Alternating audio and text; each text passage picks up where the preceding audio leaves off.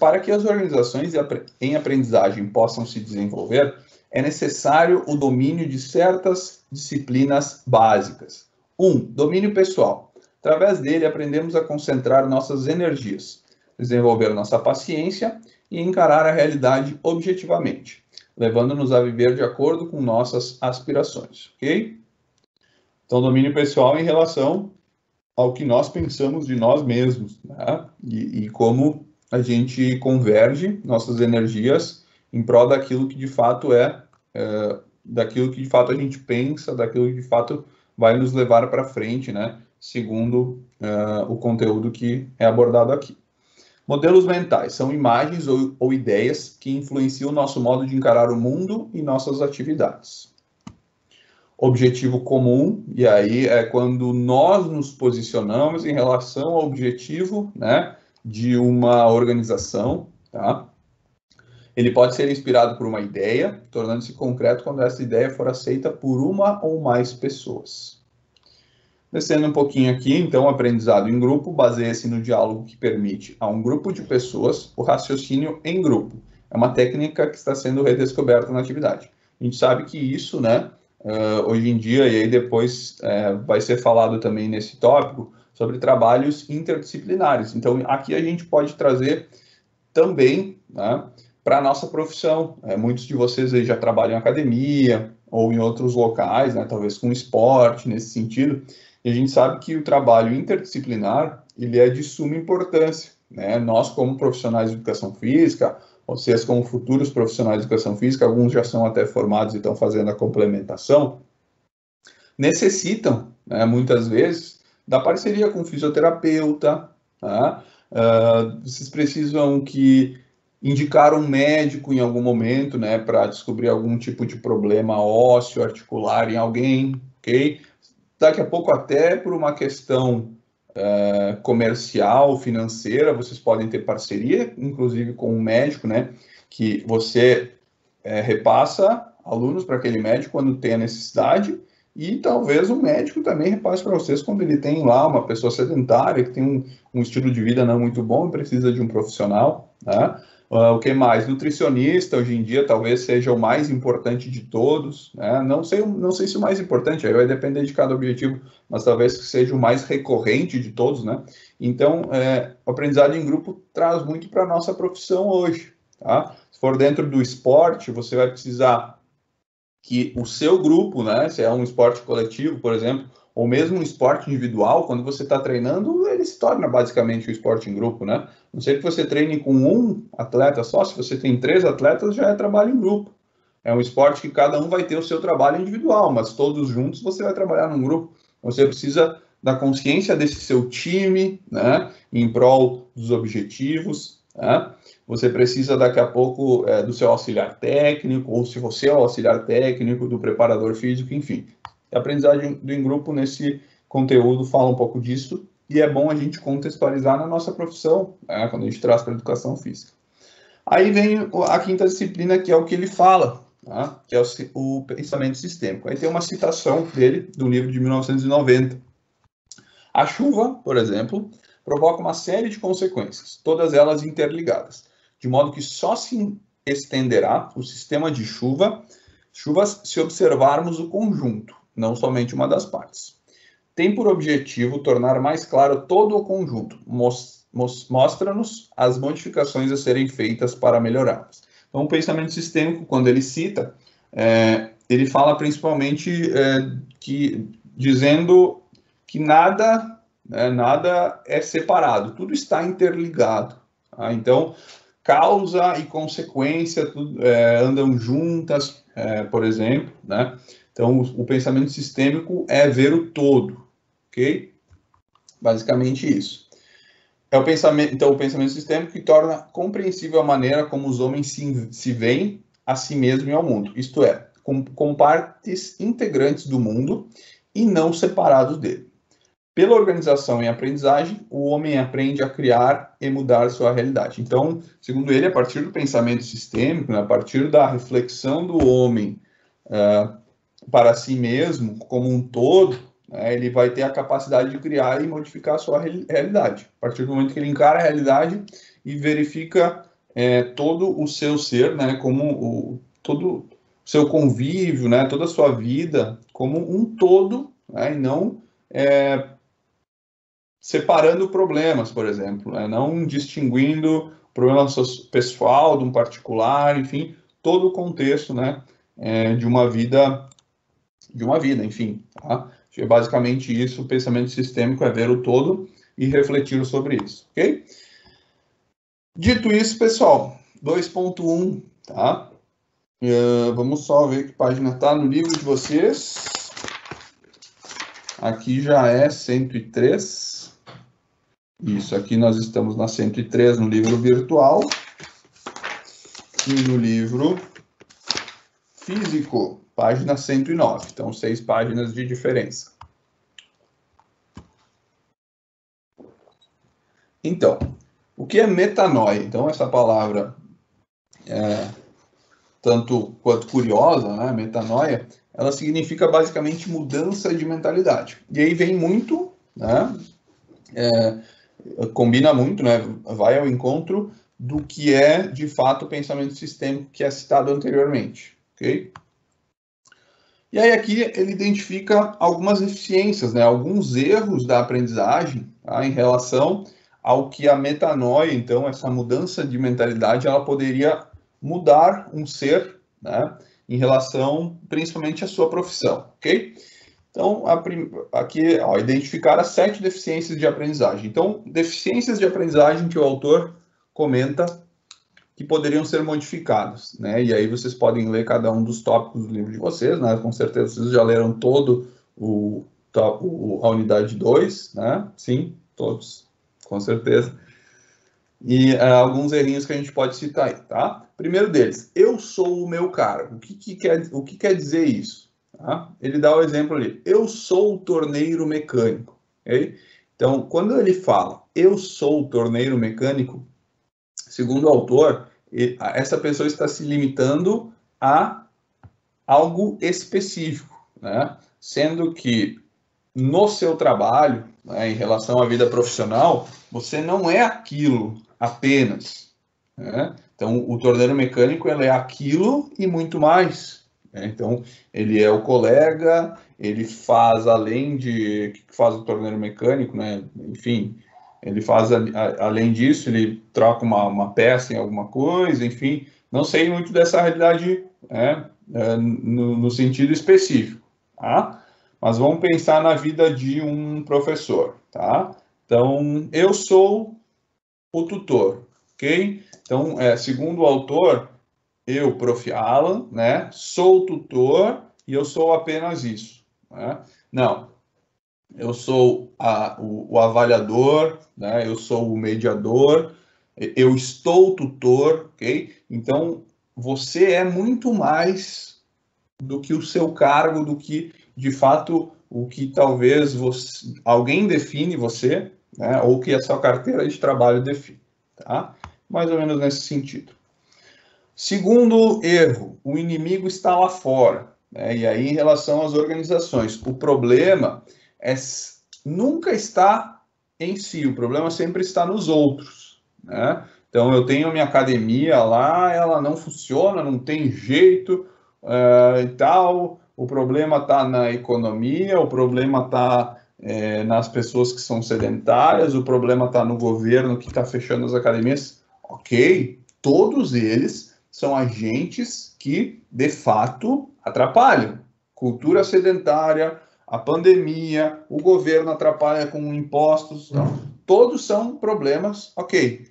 Mas quando você pensa no sentido de que a minha academia não consegue, por que minha academia não consegue atingir, né, o que a outra está conseguindo? Então eu olho para o lado e vejo que tem a outra que está funcionando, a minha não funciona. Por quê?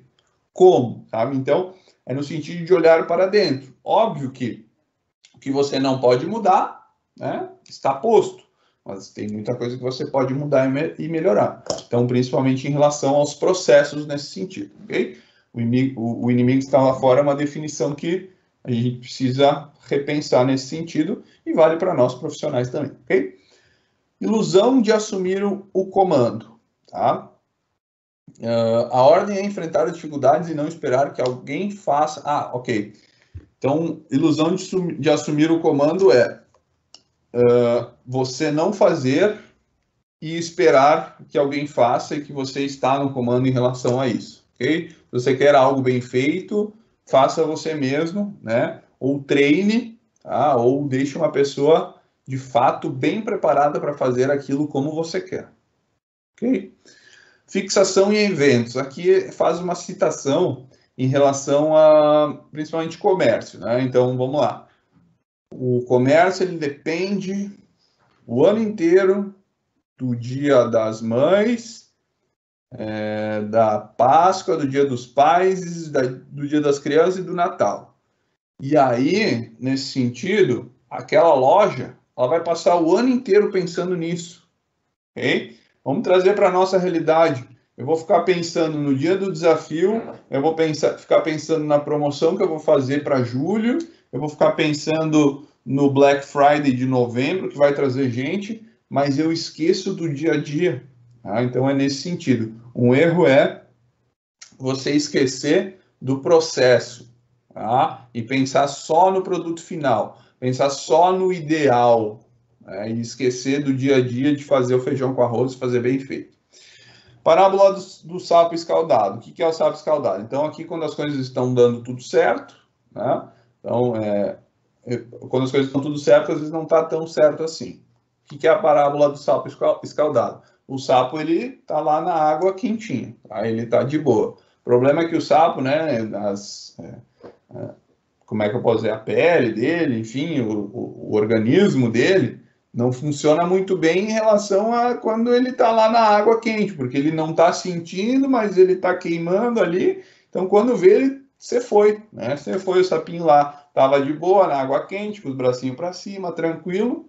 Quando vê, puf, você foi o sapo, né? Tá queimadinho, ok? Então, eles dão um exemplo, né?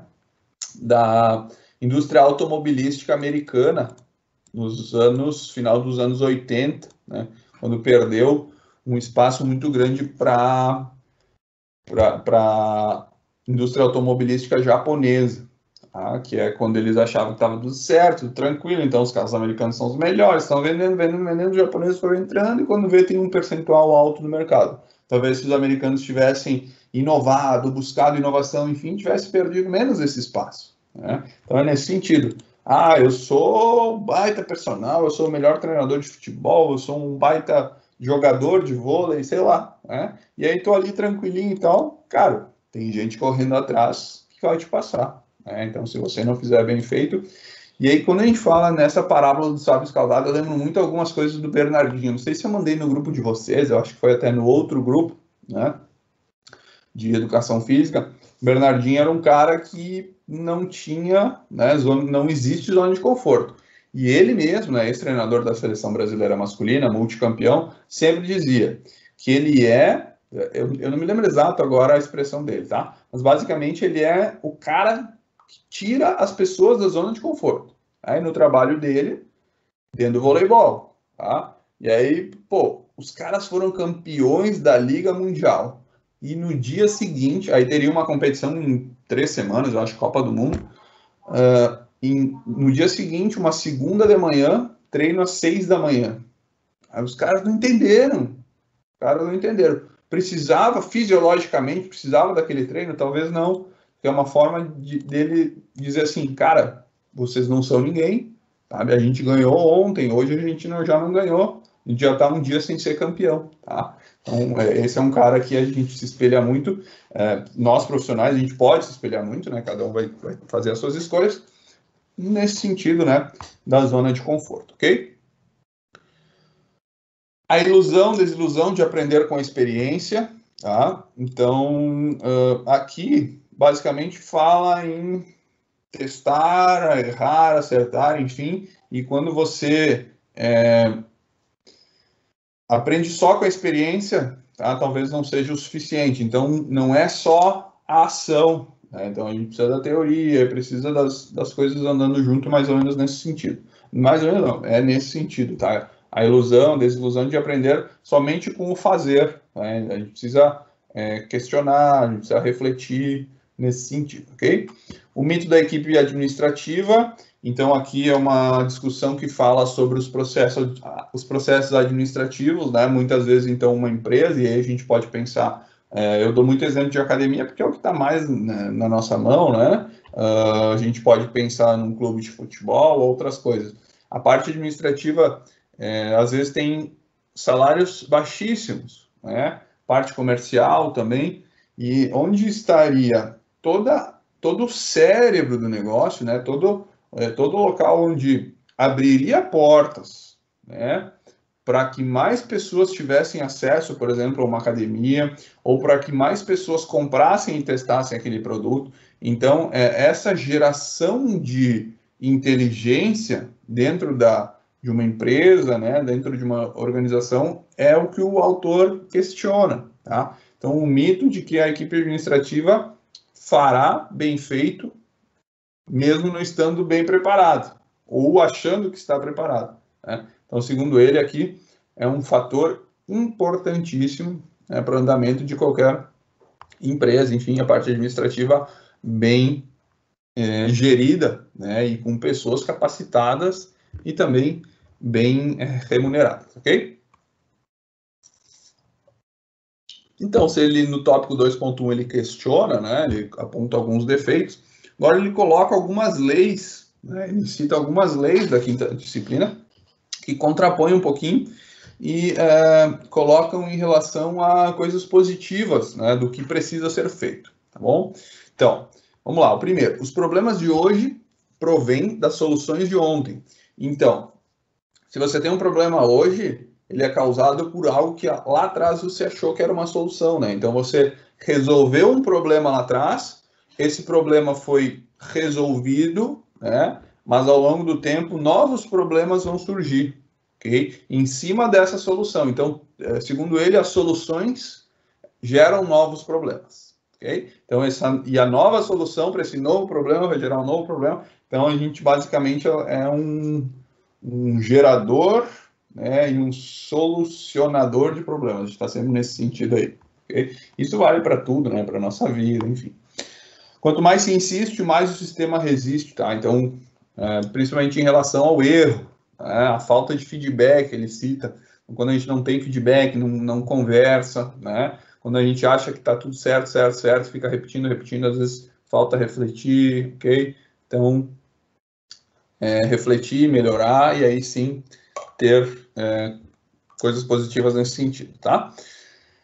Comportamento melhora antes de piorar. Aqui ele fala do feedback de compensação, que tem no texto depois. Aqui fala, você vê que algo não está dando certo, e aí você conversa, enfim, e aí você tem um comportamento que a curto prazo pode melhorar junto a colaboradores nesse sentido.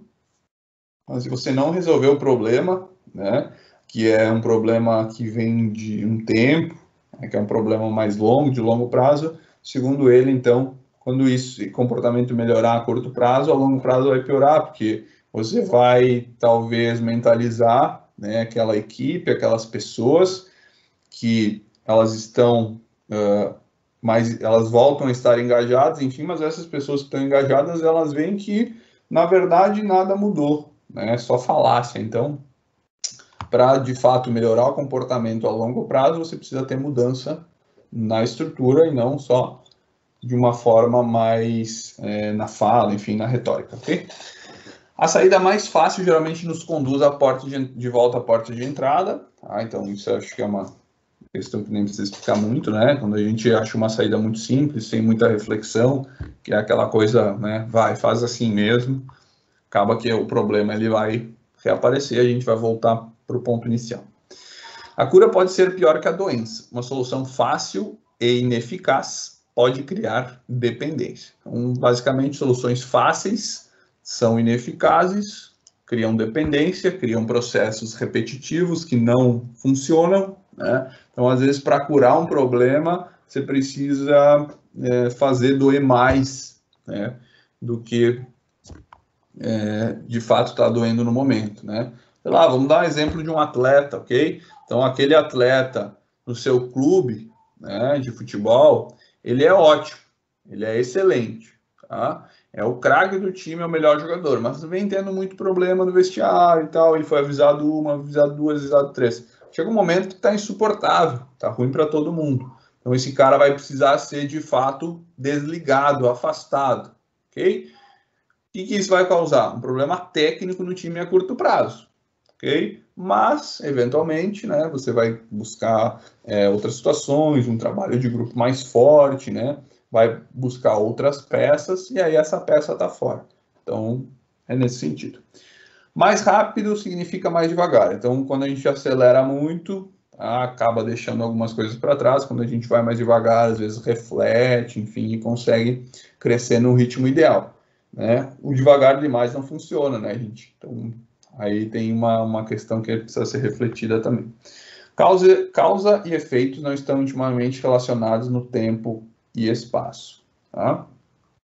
Então, deixa eu ler esse tópico inteiro aqui, ó. Vamos ver lá. Causa e efeito andam lado a lado. A origem de nossas dificuldades está em nós mesmos, isso é, na nossa maneira de encarar a realidade. Numa empresa é prudente, portanto, que o administrador não procure a causa de um problema na linha de produção ou um problema de vendas, criando incentivos. Sim. No sentido que vamos pensar de novo na academia, né, algo que a gente vivencia mais, assim.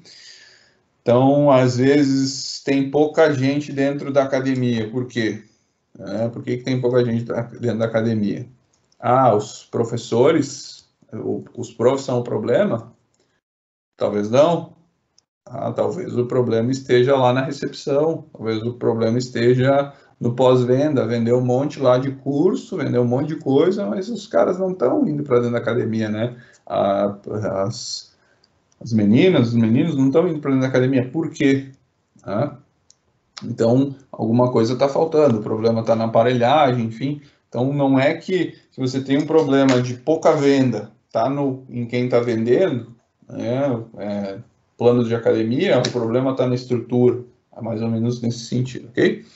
Pequenas mudanças podem produzir grandes resultados, então, às vezes também, como antes a gente falou, uma mudança grave em relação ao comportamento, né, que eu comentei lá que o craque do time foi afastado porque ele tinha problemas dentro do clube. Mas às vezes pequenas mudanças também podem fazer efeito, então é muito de aferir qual é o problema, né, se precisa ter uma intervenção mais imediata, uma intervenção mais forte, ou se precisa, ou se pode ser algo mais leve, mais tranquilo, tá? Ok, desculpa aqui, estou voltando. Ok, legal. Aí o último, né? Dividir o elefante ao meio não produz dois elefantes pequenos. Não faz muito sentido essa frase aqui se a gente não pegar o contexto dela, né? O que é dividir um elefante ao meio, tá? Então, aqui vem um aspecto administrativo, né? Então, você não pode separar a linha de produção com a linha de design, ok? Então, assim, se você separar os dois, você não vai criar independência e produzir dois grandes setores. Você só vai produzir dois grandes setores se os dois estiverem conectados, né? Então, aquilo do objetivo comum que a gente comentou antes. Tá? Então, um precisa entender o outro. Como é que o cara da produção, né, o chefe lá da linha, vai conseguir criar algo grandioso, né? Se o pessoal do design não tem nem conhecimento, não criar qualquer coisa, o pessoal do design não conhece nem como é feito, né? Então não conhece nem a linha de produção, o que pode, o que não pode, o que dá, o que não dá, ok? Então é mais ou menos nesse sentido, tá? Isso serve também para a nossa profissão e sempre para a vida. Feedback de reforço e balanceado, tá? Aqui um parênteses dele no conteúdo, tá? Basicamente, o de balanceamento